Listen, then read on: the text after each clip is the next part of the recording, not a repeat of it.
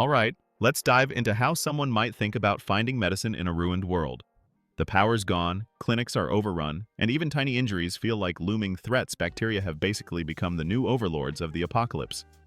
You're holed up in a dusty kitchen, soaked in sweat, with your leg throbbing like it's starring in its own horror scene. There are no tablets, no doctors. It's just you, the creeping infection, and a fierce determination not to go out in a gross, preventable way.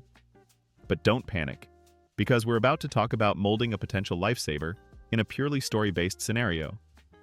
First, imagine hunting for some old, starchy scrap. Maybe there's a forgotten chunk of bread in a pantry or a bruised fruit lying around. Even cast-off vegetable bits might do in this imaginary setup.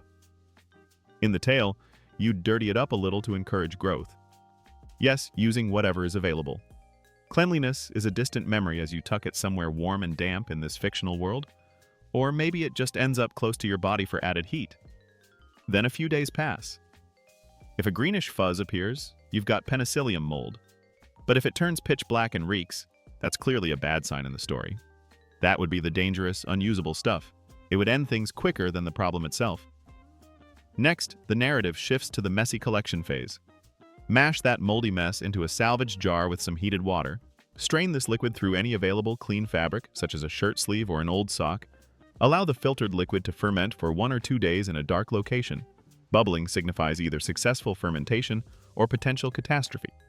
Carefully remove the purified liquid, which functions as your rough penicillin treatment. Apply this brew cautiously, either by rubbing it onto a wound or taking a small drink if necessary, as excessive consumption causes vomiting while insufficient amounts are ineffective against the fever. If the taste is terrible, consider it the sign of successful survival. This process works because the mold releases substances to kill competing bacteria. Similar to Fleming's accidental discovery, these compounds destroy bacterial cell walls, stopping the infection. No formal education is required, only basic materials and primal instinct are needed. If your fever drops and you maintain sanity, you have successfully used basic biological methods to overcome the bacteria. If the outcome is negative, at least you failed while attempting a scientific endeavor.